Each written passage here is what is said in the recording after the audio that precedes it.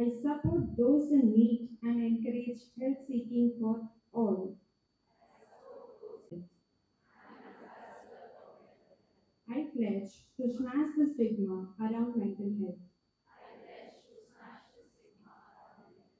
I speak about mental health with openness and respect. I will challenge stereotypes and negative language.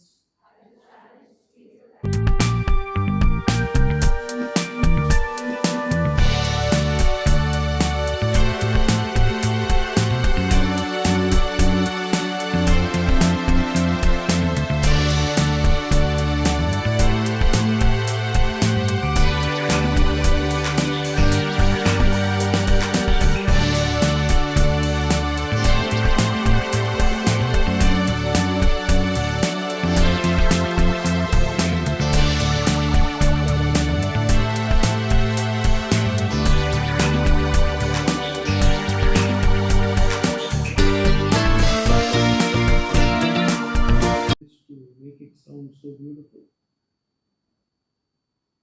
Good afternoon, no, good evening, all of you on the dais, especially Dr. Archana Prasad, the principal, my good friend Dr. Gautam, his wife Rajshri, and other members of the staff, both from MOP and University of Madras, other members of the staff, friend Guj, and all you lovely students out there.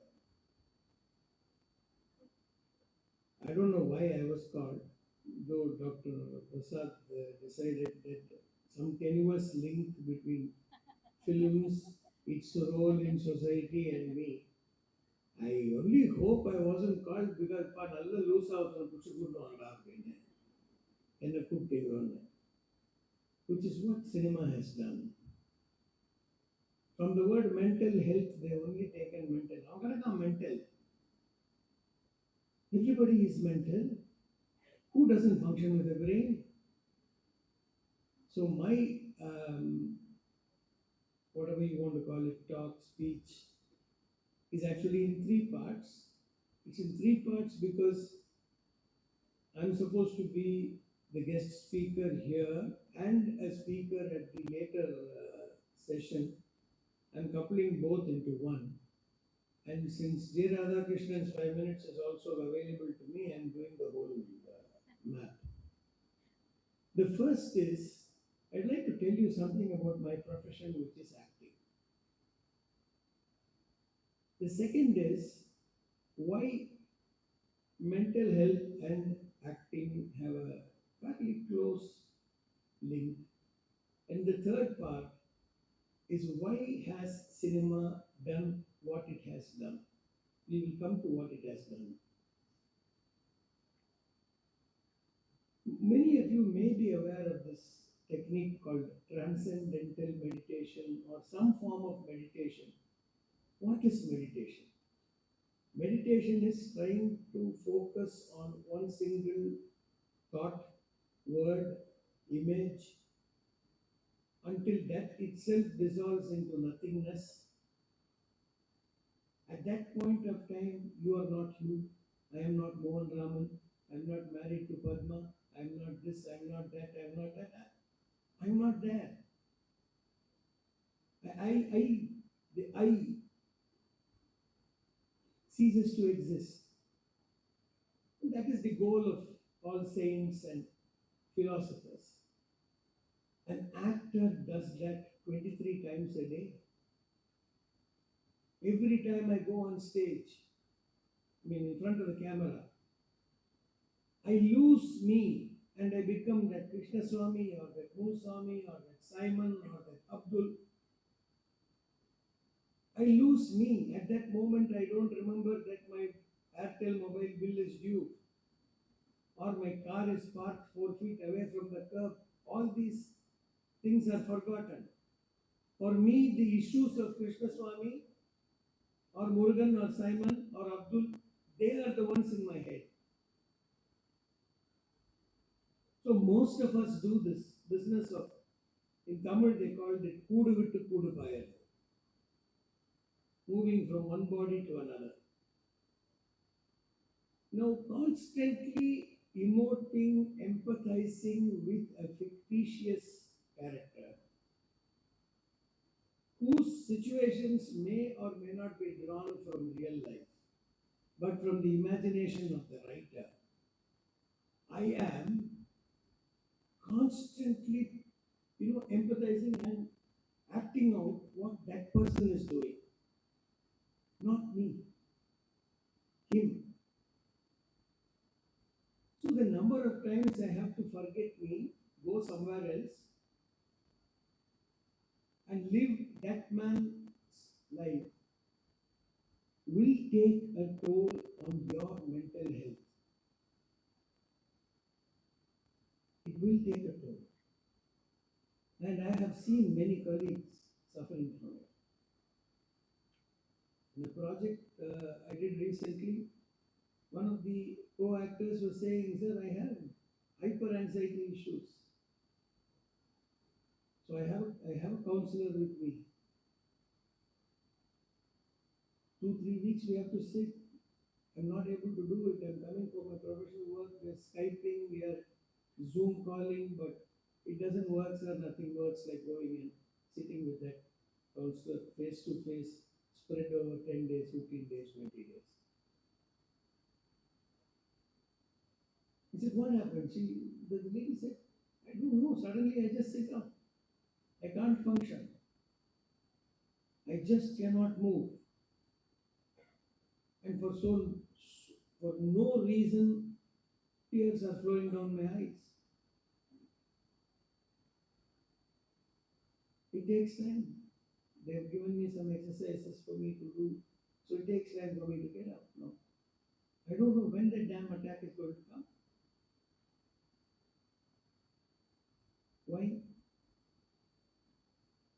Because some actors, do what is called method acting. What is method acting? Method acting is to reach deep into your own life's personal experiences, draw on the emotions there, emotions of love, or grief, or sorrow, or hate, and use that to project for this character Kupsami which I am playing. Now, if Kupusami's mother's death scene is being shot, they will want me to draw on my personal experience of how I felt when my mother passed away. Now, if the actor's mother is not passed away, they will say, "At least grandmother, you reach it. Go deep." This kind of meddling with the deep mind can result in a lot of problems. I'm sure Dr. Gauthamadas can analyze and find out. Not many people are blessed with the fact that they act and then they cut that completely and come back to normal. I've seen a lot of people do that. I do that. I must give you a small incident.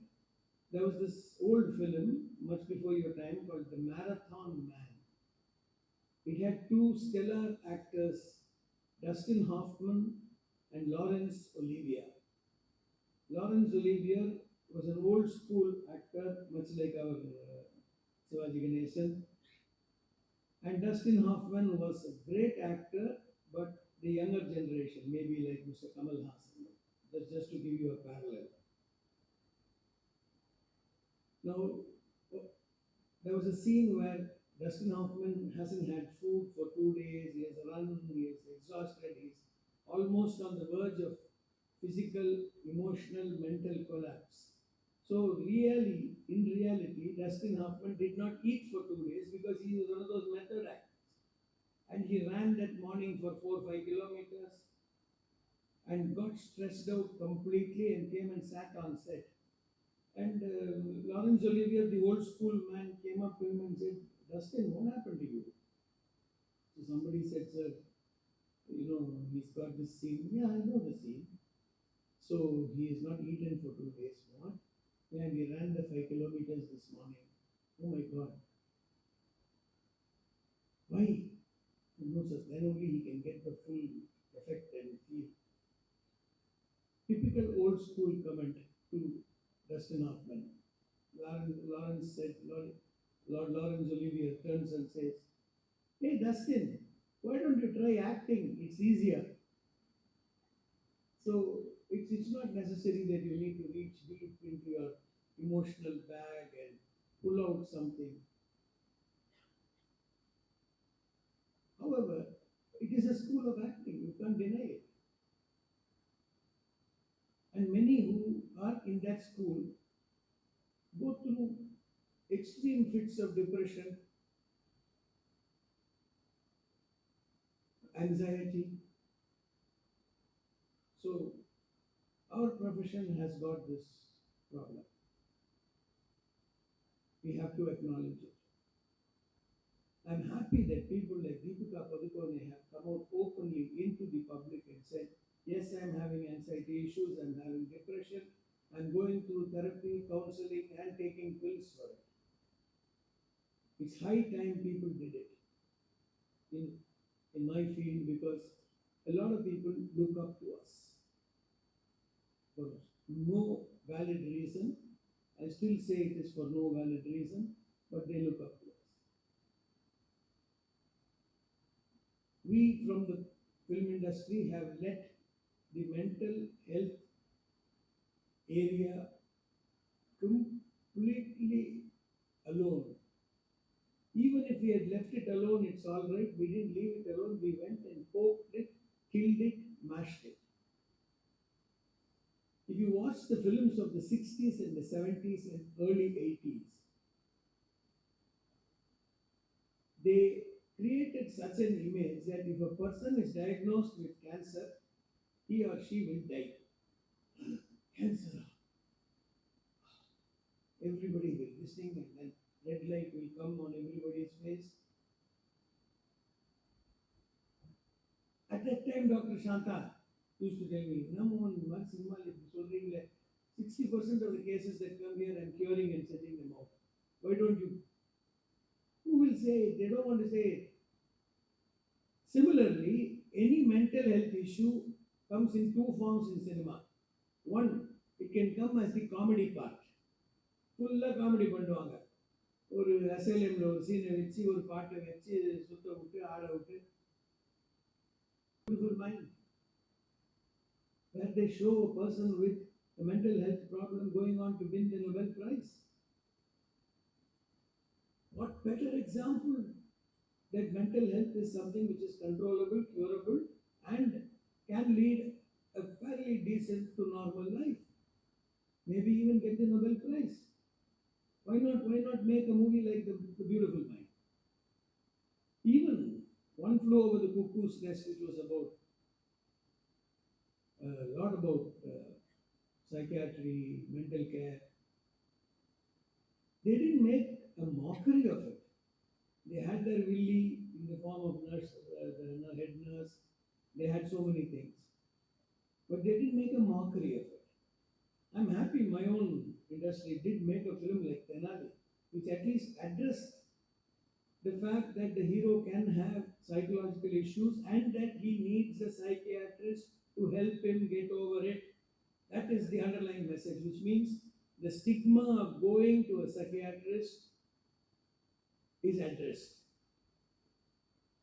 Tenaliye Pora. And the whole movie is about his struggle to replace X with Y and Y with Z. It starts with Delhi Ganesh as his psychiatrist, and he goes to Dr. Madhupuram, or that's what I think that's Jairam's name.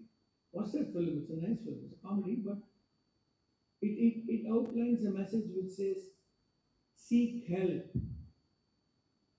Seek help. If you need it, seek it. And there is no stigma attached to somebody seeking help.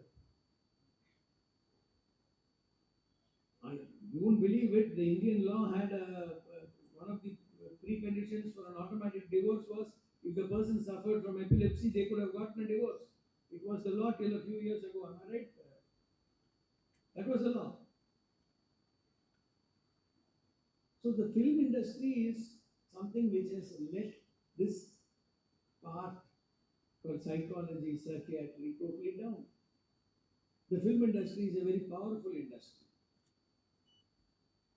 from 1950 when Anna wrote the story for Oriril to 52 Parasakti of Karunanidhi and so on and so forth, in a matter of 15 years, in 1967, through their constant propaganda in the film industry of their ideology, the party was able to gain power. That is the impact the film industry has had. Maybe not these days, but it has had. Therefore, the film industry should act with greater responsibility when it comes to issues of portraying mental illness, both from the patient's point of view and from the doctor's point of view. Gautam asked you all, what do you do if a person's mind is broken? What was the traditional treatment given in South India to கால் உடஞ்சா டாக்டர்கிட்ட கூட்டு போவாங்க? I presume everybody can follow Tamil. No? Now and then I lapse into my mother tongue. Mind உடஞ்சா, you know what they did in those days? கல்யாணம் பண்ணி வச்சிருவாங்க. ஏன்னா அவனுக்கு இந்த ப்ராப்ளமோட அந்த ப்ராப்ளம் இன்னும் பெருசா தெரிஞ்சு இதை மறந்துடுவோம்.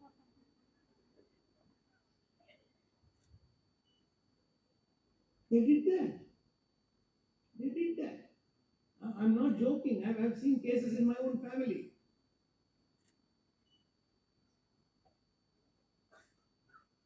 Depression is something they will not acknowledge, let alone mood swings.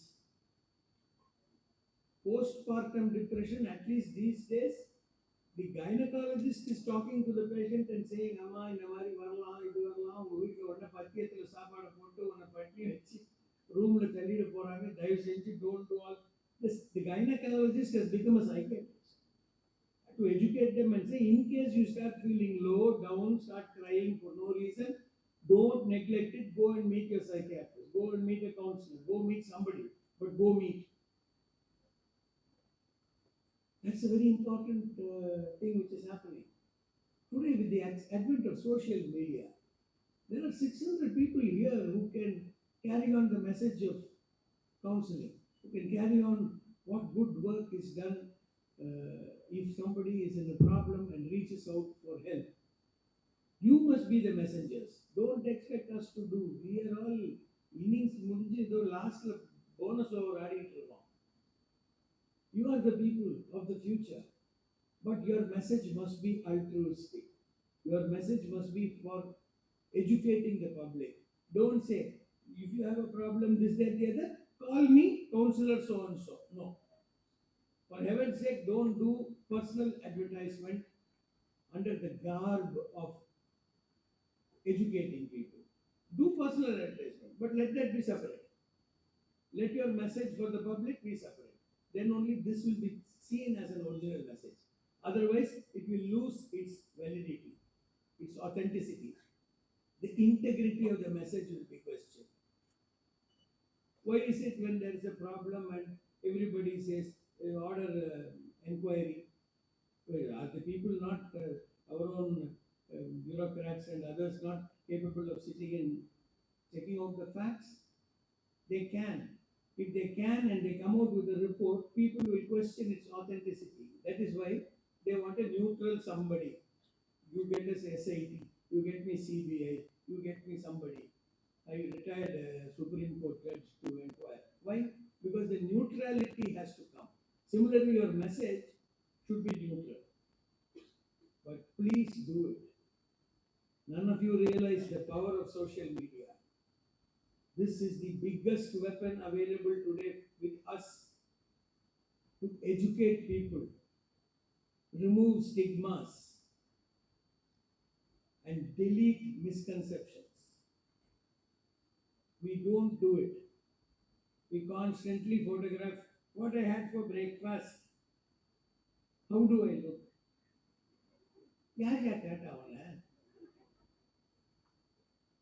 காலையில் என்ன டிஃபன் சாப்பிட்டேன், எந்த வண்டியில் போனேன், எங்கே எப்போ ஆஃபீஸுக்கு போனேன். Say something meaningful. Use that Instagram to great effect. please do it. That way, none of us have to fight your battle. As doctor said, the problem is here. The solution is also here. Not outside. Not at all outside. It is within us. We may need somebody to point out the right thing. It's happened to divine figures. Even the great Lord Anjaneya did not know his strength until Jambavan came and said, "Hey, Nana, yeah, you. Where? To Sri Lanka. You must be joking, man." He said, "No, do you realize who you are? You are this, you are that, you are that." And then our Puranas say Hanuman grew 1,000 times his size.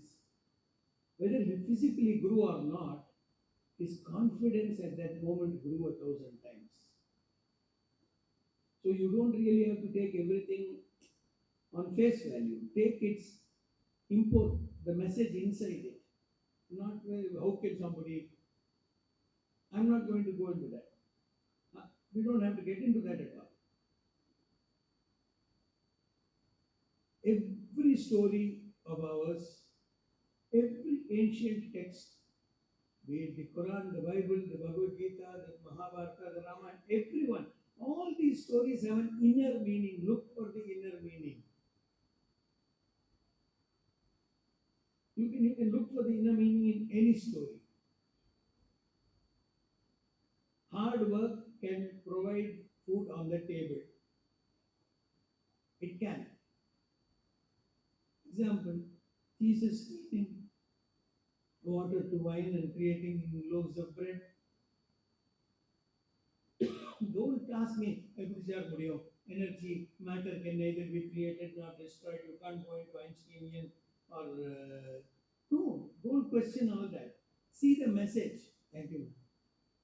See the message. Every one of these stories has got a message. There are two kinds of stories, the true story and the truth story. A true story is documenting what actually happened in the life of a person. Like the film Gandhi. By and large, it's a true story. Some cinematic license may have been taken here and there. It's a true story. The Panchatantra tales are truth stories because they tell you the truth. The parable of the prodigal son is a truth story. It tells you the truth. So in anything you can either find out if it's a true story or a truth story. Take the good. Learn from whatever experience you have. Be torchbearers in the future. And I'll end by saying, God bless you all. வணக்கம், நான் doctor Gautham, மனநல மருத்துவர். இந்த world health டே அன்றைக்கி நான் எல்லோருக்கும் கேட்டுக்கொள்வது, உங்கள் மனநலத்தை நீங்கள் பாதுகாப்பு பேண வேண்டும். உங்கள் காலை உடைஞ்சதுன்னா என்ன பண்ணுவீங்க? வீட்டிலே உட்காந்துருப்பீங்களா? இல்லை டாக்டர்கிட்ட போவீங்களா? இல்லை போய் கட்டு போடுவீங்களா? அதே மாதிரி உங்கள் மனசு உடைஞ்சதுன்னா நீங்கள் என்ன பண்ணுவீங்க?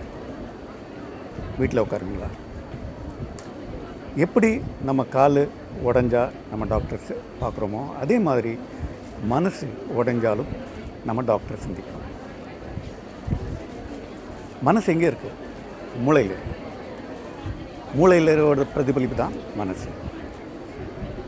மூளையோட பல சூழ்ச்சிகள், அதாவது சர்க்கியூட்ஸில் இருந்தால் மனசு உருவாகுது. மூளை சர்க்கியூட்ஸ் பாதிப்பு இருந்தாக்கா மனநல பாதிப்பு ஏற்படும். இப்போ எப்படி நம்ம வீட்டில் வோல்டேஜ் ஃப்ளக்சுவேஷன் இருந்தால் வோல்டேஜ் ஸ்டெபிலைசர் அந்த ஃப்ளக்சுவேஷனை சரிப்படுத்துமோ, அதே மாதிரி தான் மனசுலேயும் ஒரு ஸ்டெபிலைசர் இருக்குது. அந்த ஸ்டெபிலைசர் பொதுவாக நம்ம ஏதாவது ஸ்ட்ரெஸ் இருந்தாக்கா அது சரிப்படுத்தும், நம்ம மனசை சரிப்படுத்தும், சரி சமமாக்கும். ஆனால் சில சமயம் அந்த ஸ்டெபிலைசர் வேலை செய்யாது.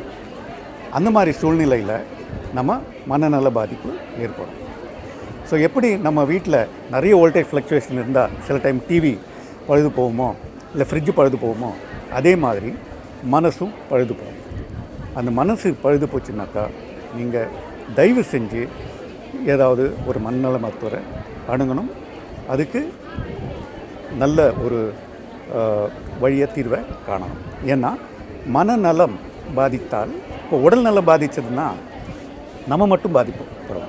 ஆனால் மனநலம் பாதித்தா நம்ம குடும்பமே நடுத்தருக்கு வரும், நம்ம முழு கம்யூனிட்டி நடுத்தருக்கு வரும். ஏன் இந்த நாட்டோட எக்கானமி பழுது போகும். எப்படின்னு பார்க்குறீங்களா? இப்போ மனநலம் பாதித்தாதுன்னா உங்களால் வேலை செய்ய முடியுமா? வேலை செய்ய முடியாதில்ல. அதே மாதிரி நீங்கள் வேலை செய்யலைன்னா உங்கள் ப்ரொடக்டிவிட்டி குறையும்.